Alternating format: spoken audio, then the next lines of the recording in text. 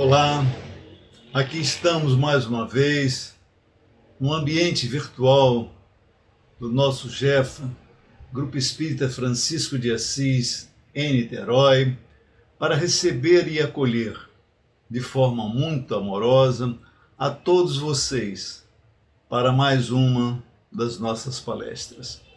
Que estes momentos sejam salutares para todos nós, que possamos aquietar as nossas mentes e acalmar os nossos corações, para que nos concentremos e estejamos atentos a todas as etapas deste nosso encontro em nosso próprio benefício. E hoje estará conosco aqui o companheiro Hugo Nascimento, do CEIR, Centro Espírita Irmã Rosa, que vai nos falar sobre o discípulo deve ser como mestre. Para contribuir com a preparação desses momentos, vamos fazer uma prece. Elevando a Deus, nosso Pai de amor, os nossos pensamentos, buscando a sintonia com os nossos amigos espirituais, para que possamos hoje estarmos preparados e aptos a receber tudo aquilo que for trazido ao nosso conhecimento. Agradecemos a Deus pela possibilidade que a tecnologia nos permite ao acessarmos estes instantes de forma virtual, para compreendermos um pouco melhor os ensinamentos do Mestre Jesus e todos os ensinamentos da nossa doutrina espírita. Que estejamos conscientes de que o momento de dificuldade que ora vivenciamos será superado. Para isso, Pai, rogamos o seu auxílio nas situações diversas em que cada um de nós se encontra. Pedimos, Pai, alivia os nossos corações, permita que cada dia, com os aprendizados que permanentemente vamos buscando, internalizemos em nossos corações, modifiquemos os nossos pensamentos para seguir no nosso processo ascensional da evolução moral e espiritual. Que assim seja.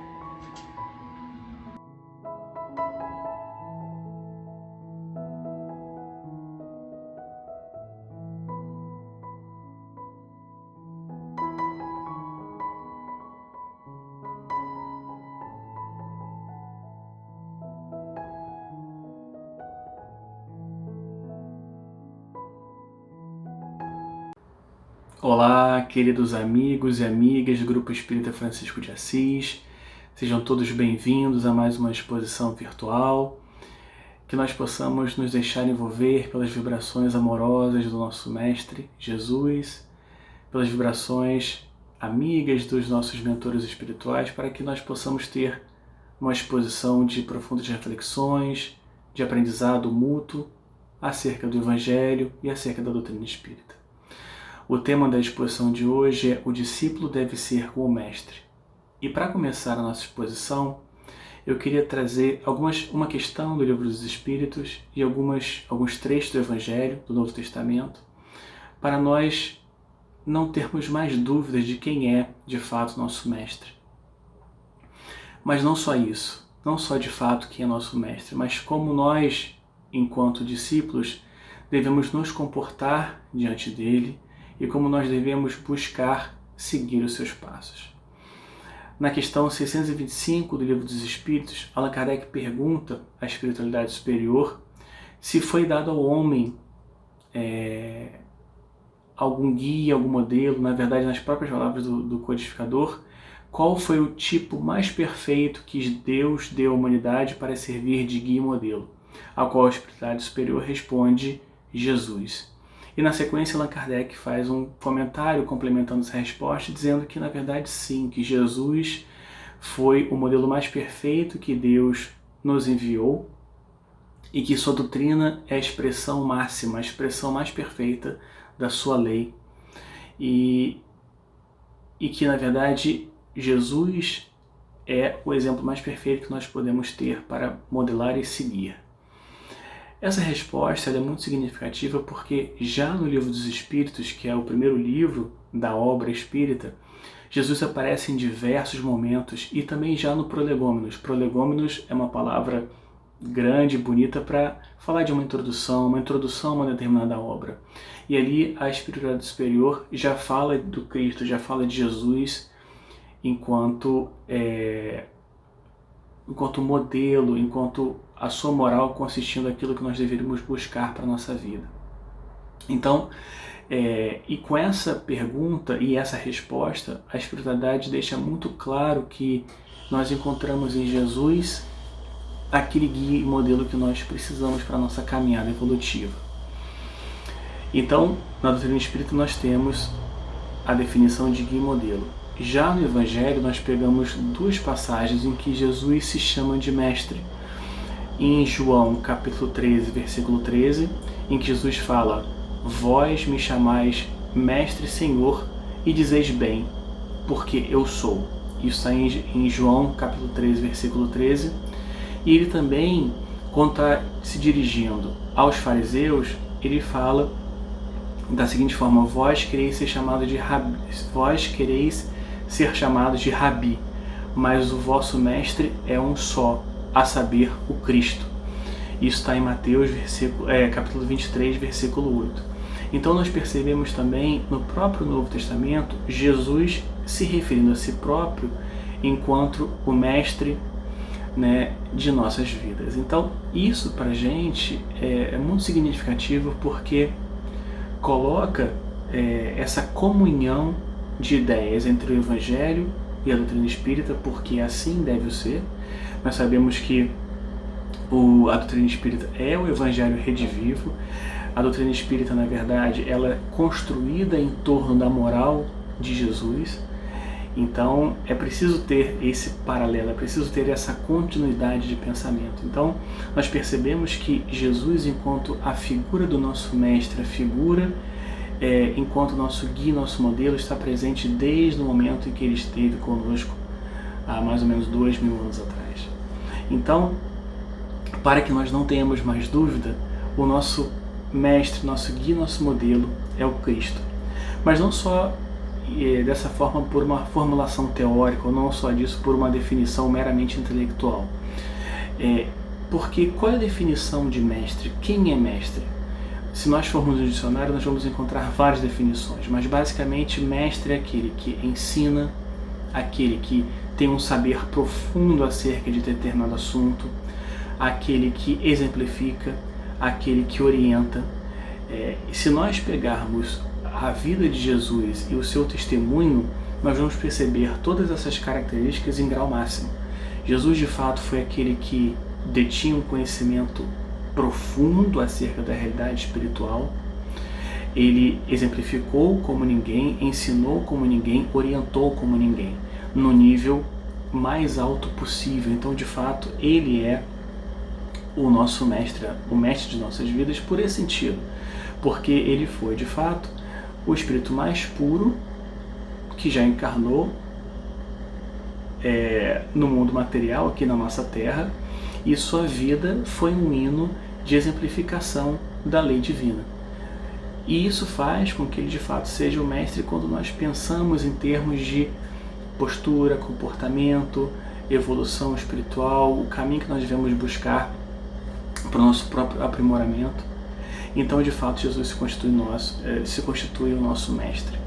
E aí, ao nós dizermos espíritas ou aqueles que buscamos seguir os seus passos, nós nos tornamos seus discípulos. Só que ser discípulo de Jesus é algo que é simples e não é simples ao mesmo tempo. É fácil e não é fácil ao mesmo tempo.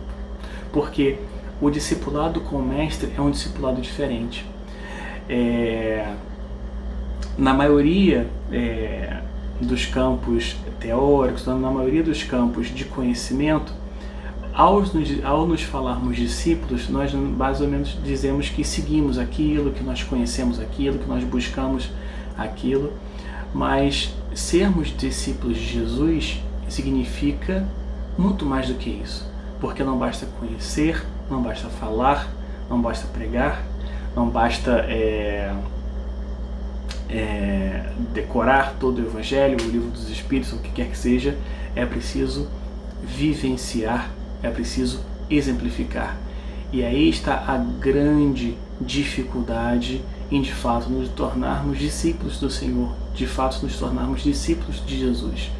Porque não basta saber, mas muito mais que saber, é muito importante vivenciar e exemplificar o Evangelho no nosso dia a dia, nas nossas atitudes diárias, com aquelas pessoas que comungam com a gente a vida, no trabalho, na família, nas situações sociais nas quais nós convivemos.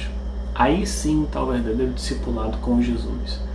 Porque se nós pararmos para pensar, Jesus já, à sua época, ele já criticava veementemente o comportamento farisaico. Na verdade, se nós analisarmos o comportamento farisaico, o farisaísmo era aquele movimento, né, de pessoas que basicamente tinham a lei mosaica ou simplesmente viviam uma falsidade em termos de discipulado em relação a Moisés, porque somente falavam da boca para fora, exigiam, tinham adorações exteriores, mas raríssimos eram aqueles que de fato vivenciavam a lei mosaica, ou vivenciavam os prepostos divinos trazidos por Moisés. Obviamente falando dos 10 mandamentos e da parte divina, que era o núcleo da lei mosaica. Então, Jesus naquela época já era um crítico veemente em relação ao comportamento falso, desonesto dos fariseus, que exigiam tudo de todos em termos de posição, postura espiritual, em termos de postura moral, mas eles mesmos não faziam. Eles mesmos carregavam suas podridões interiores, tanto que Jesus os chamava, né, de sepulcros caiados, né? Ou seja, sepulcros pintados de branco por fora, mas podres por dentro. Então, é muito importante nós percebermos que o discipulado com Jesus passa necessariamente por fazer, pela ação, pela exemplificação e pela vivência, e não só por falar da boca para fora do Evangelho, ou não só falar da boca para fora do amor ao próximo, da caridade, do perdão, mas sim vivenciar isso. Até porque se não fosse dessa forma, Jesus não teria necessidade de encarnar e vivenciar conosco a lei divina. Ele teria condições de mandar inúmeros emissários de elevadíssima envergadura moral para falar do seu Evangelho. Mas é importante nós percebermos a essência da missão do Cristo. Ele mesmo veio até nós, encarnou para nos ensinar através do exemplo. Isso é muito significativo porque nessa sua atitude já demonstra que para viver a lei divina é necessário colocá-la em prática e vivenciá-la. Então, para nós sermos de fato, ou buscarmos ser discípulos de Jesus, discípulos com Jesus, é importante nós sairmos do discurso teórico, sairmos do discurso da fala e irmos de fato para a prática, para a execução do Evangelho. E aí que está a grande dificuldade, aí que está o grande desafio, porque nos mudarmos, nos transformarmos intimamente, transformarmos nossos comportamentos, nossas atitudes, abandonarmos certas posturas que são incompatíveis com o Evangelho. Aí que está a grande dificuldade, por vários motivos. O primeiro delas é que nós muitas vezes nos apegamos de maneira ferrenha a certos tipos de comportamentos que nós não queremos abandonar, porque muitas vezes nos dão conforto, muitas vezes nos dão um prazer profundo, muitas vezes nos atiçam as nossas paixões, os nossos vícios mais profundos, né? E muitas vezes nós não queremos abandonar esse tipo de atitude, mesmo sendo incompatível com o Evangelho, né? Muitas vezes nós não queremos ceder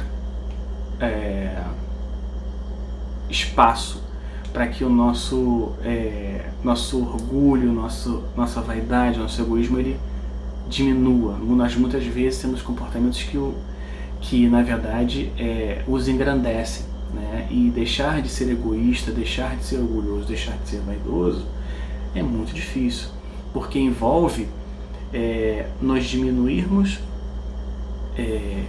perante Jesus, mas mais do que isso, perceber o todo como mais importante do que somente a minha vontade, perceber o grande esquema das coisas, perceber outras criaturas como meus irmãos em humanidade, e sair dessa postura de que eu sou mais importante, ou que eu acho é mais importante, ou da forma que eu vivo é o certo, da forma que eu conduzo a minha caminhada é a única forma possível. E isso é muito difícil, isso é muito complexo. Perdoar alguém que nos fere é uma inversão completa do que muitas vezes a sociedade nos coloca. A sociedade muitas vezes nos coloca de que a gente não deve levar desaforo para casa, que a gente tem que fazer o outro engolir a nossa verdade, que se a gente perdoar, a gente é um fraco, e tudo isso entra em contradição com o que veio trazer o Mestre. Mas o Mestre sempre deixou claro para nós a sua verdade celeste. Algumas frases de Jesus, por exemplo, nos mostram essa dificuldade, né? E que se nós formos na linha do que o mundo nos pede, nós não vamos encontrar a paz, a felicidade e o nosso crescimento espiritual. Jesus falou para nós que era necessário passar pela porta estreita. Jesus falou que para segui-lo era necessário que cada um pegasse sua cruz e fosse atrás dele. Jesus não só falou, mas vivenciou a crucificação, o abandono dos amigos, o abandono daqueles beneficiários que ele curou, reergueu e na hora do sacrifício não estavam perto dele. Jesus disse que nos daria sua paz, mas não como o mundo nos dá. Então Jesus deixava muito claro que era necessário uma postura diferenciada do que o mundo tinha naquele momento e que o mundo tem até hoje. E ir contra a maré, às vezes, é muito difícil. Então, não só isso, mas vivenciar esses ensinos é complicado. Só que não é impossível. Por isso que o discipulado com Jesus, né, quando a gente fala do discípulo, como fala o título dessa exposição, né, o discípulo deve ser como mestre, é uma orientação geral que nós devemos buscar esse discipulado com Jesus sempre, e sabendo que passa pela prática, pela ação. Então, eu queria trazer aqui algumas outras questões para ilustrar um pouco mais isso. Emmanuel tem uma página intitulada Considerações, no livro Material de Construção. E Emmanuel narra um conto que é muito, muito curioso e muito expressivo para a exposição de hoje. Emmanuel conta uma história em que um grupo de pessoas se reuniu para fazer uma nova tradução do Evangelho. Foram reunidos vários especialistas para fazer uma nova tradução do Evangelho, porque eles julgavam que era o momento de brindar a humanidade com uma tradução mais atualizada do Evangelho de Jesus. E aí foram chamados vários especialistas e tal, tinha especialistas na cultura judaica, especialistas na língua utilizada na época, para fazer uma tradução mais fidedigna para os dias atuais, etc. Tinham vários especialistas para fazer essa tradução. E aí uma dessas pessoas da equipe vira-se para as outras e fala: olha, eu acho que nós esquecemos de chamar uma importante tradutora para o Evangelho. Aí todo mundo olha, mas quem seria essa pessoa? Quem seria essa tradutora? Porque está todo mundo aqui já presente, os grandes, os maiores especialistas no Evangelho estão aqui. E olha, na verdade, essa tradutora que eu acho que nós esquecemos de chamar é a minha mãe. Aí todo mundo: sua mãe? Como assim sua mãe? E aí essa pessoa fala: olha, porque a minha mãe, ao longo de toda a sua vida, soube como ninguém traduzir o Evangelho para nós, seus filhos, em atos de amor e renúncia, sacrifício e caridade, como eu nunca vi nenhuma outra pessoa fazer. Aí houve aquele imenso silêncio e ao final eles falam: tudo bem, convoque sua mãe para nos ajudar a traduzir o Evangelho. E Emmanuel encerra esse conto mostrando para nós que a verdadeira tradução do Evangelho é a sua vivência. Aquele que interpreta o Evangelho só consegue o fazer de forma correta se o exemplificar, vivenciar, se ele ser de fato uma carta viva do Evangelho. Ou seja, a sua vida, a sua atitude, o seu comportamento é uma tentativa, é uma busca constante para vivenciar o que Jesus nos ensinou. Isso para nós é muito significativo, porque também essa fala de Emmanuel está de acordo com o que os Espíritos e Allan Kardec trouxeram no Evangelho segundo o Espiritismo. No capítulo 17, Sede Perfeitos, item 4, existe esse item chamado Bons Espíritas. Allan Kardec faz uma diferença muito grande entre os espíritas imperfeitos e os bons espíritas. E qual é a grande diferença entre esses dois? Allan Kardec coloca que os espíritas imperfeitos são aqueles que estão muito mais interessados no fenômeno, na parte, da mediunidade, daquilo que chama a atenção ao olhar, da fenomenologia espírita, da comunicação, mas que o ensino moral, os desdobramentos filosóficos morais não encontram morada em seu coração. Ou seja, ele não consegue perceber que tudo aquilo, na verdade, tem um fim de trazer uma doutrina que prega uma profunda transformação moral. Esse é o espírito perfeito. O bom espírito é aquele que consegue perceber isso e o seu coração é tocado por essa mensagem, e muito mais do que isso, ele começa a viver, a pautar a sua vida de acordo com esses preceitos, que é totalmente baseado na moral do Cristo. Esses são os verdadeiros espíritas, os bons e verdadeiros espíritos. E aí nós temos diversos exemplos, Chico Xavier, Bezerra de Menezes, Divaldo Franco, são vários exemplos que a gente tem para oferecer, Eurípides de Barçanufo, enfim, uma série de que nós podemos buscar na literatura, na história espírita, que foram pessoas que não só compreenderam a mensagem de Jesus, da doutrina espírita, mas a vivenciaram ou buscaram vivenciar em todos os dias de sua caminhada. E isso que faz de fato ser um bom espírito, um verdadeiro espírito, um espírito perfeito. E isso também, no mesmo capítulo, Allan Kardec traz essa frase, que é uma frase muito importante da revelação espírita, que muitas vezes a gente esquece, que Allan Kardec fala: reconhece-se o verdadeiro espírita pela sua transformação moral e pelos esforços que emprega em domar as suas más inclinações. Essa frase é de uma profundidade tão grande que merece uma reflexão para a vida toda. Reconhece-se o verdadeiro espírita pela sua transformação moral. Essa frase já demonstra a nossa necessidade diária de buscar revermos os nossos valores, percebemos aquilo que ainda carregamos de imperfeições, nos analisarmos como podemos crescer e nos desenvolvermos enquanto espíritos imortais que nós somos, deixarmos desabrochar essas potencialidades que carregamos dentro de nós, exercitarmos e praticarmos as virtudes as quais nós podemos desenvolver em nós para alcançarmos, né, nossa felicidade verdadeira e nossa felicidade simplesmente material, que muitas vezes é a única coisa que nós buscamos. Então isso faz a gente de fato pensar, né, a qualidade de espíritas que estamos sendo. A gente não está dizendo aqui em nenhum momento que reconhece-se o espírita por ser perfeito, ou reconhece-se o espírita por já ser um espírito de luz.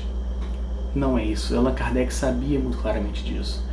Mas reconhece o espírita pelo seu esforço, pela sua transformação moral, por perceber que nele há aquela vontade de ser melhor hoje do que foi ontem, de continuar a cada dia buscando ser um espírito melhor e automaticamente ser um instrumento melhor nas mãos do Criador. Isso é fundamental para nós sairmos daqui com essa compreensão.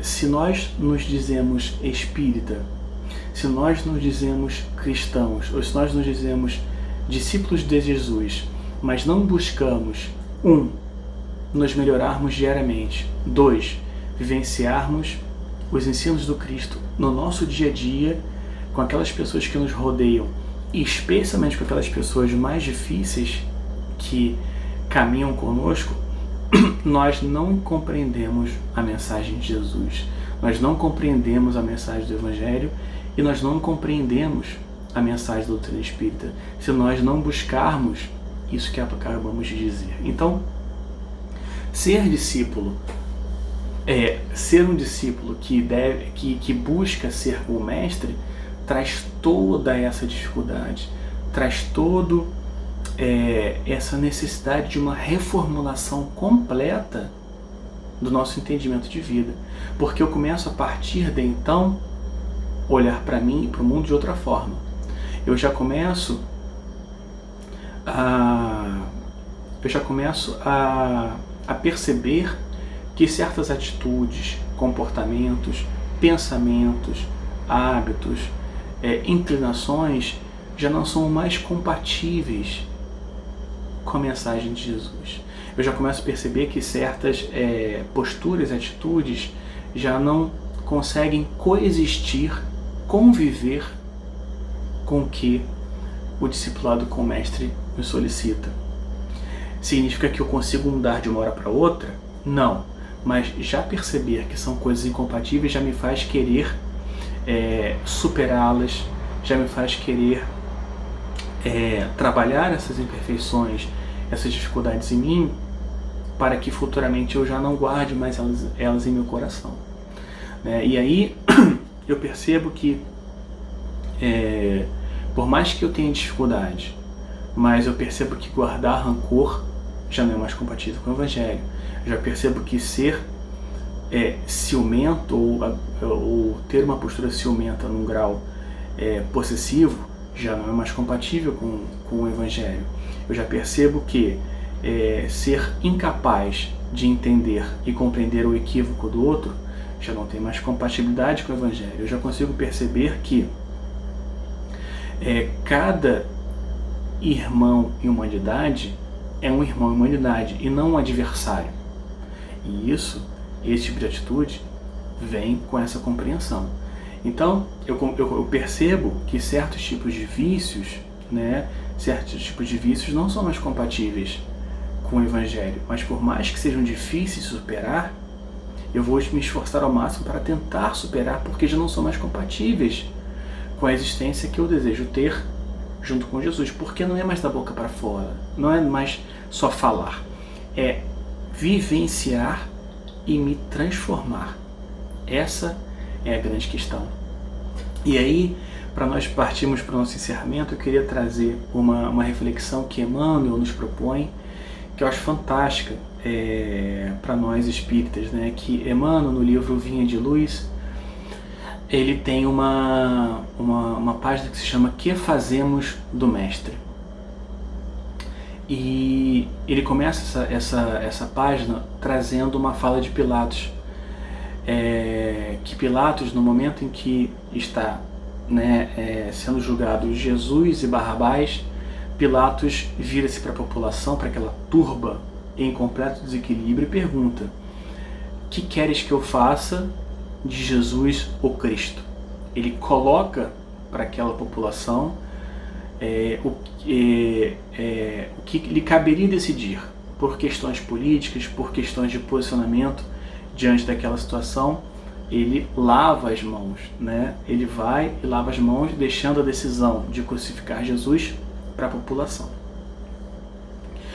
E essa pergunta que Emmanuel traz, enquanto início de sua mensagem, que está no capítulo 27, versículo 22 de Mateus, que é essa fala específica de Pilatos, que queres que eu faça de Jesus o Cristo?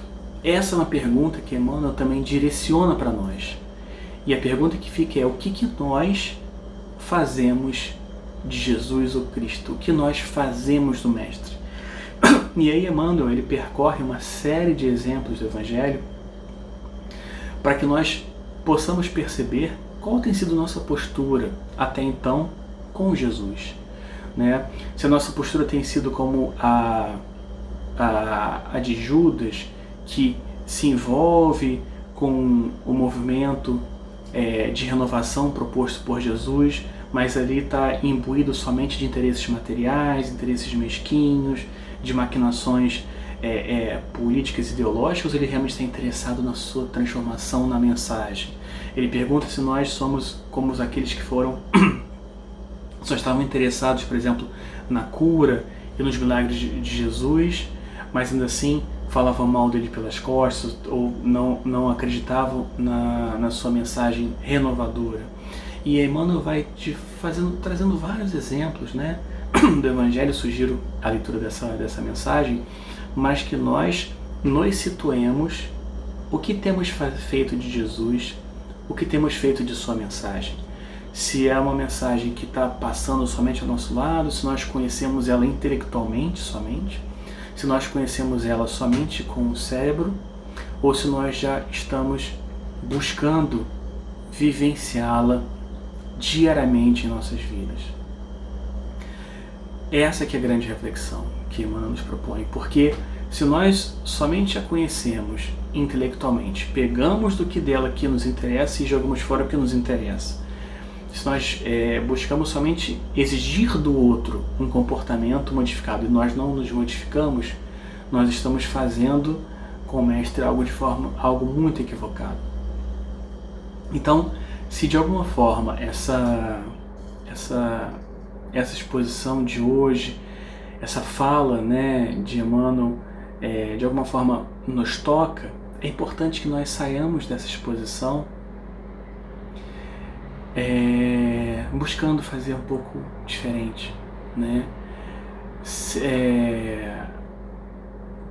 buscarmos de fato, olharmos para as situações que a vida nos apresenta e perceber aí oportunidades benditas de evolução espiritual, de crescimento, porque é importante a gente ter claro: não há crescimento sem dor, não há transformação moral sem renúncia, não há vivência do Evangelho sem sacrifícios.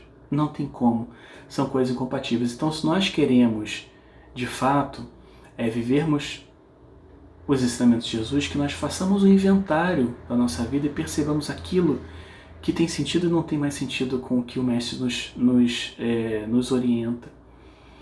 Que nós, de fato, possamos dar o primeiro passo na construção dessas virtudes, do perdão, da caridade, da paciência, do entendimento do outro, da simplicidade. São tantas coisas que Jesus nos ensina, que nós possamos dar passos nessa direção. Eu agradeço a todos, a atenção de todos, e desejo que essas reflexões possam permanecer conosco e que fiquemos todos em paz. Muito obrigado.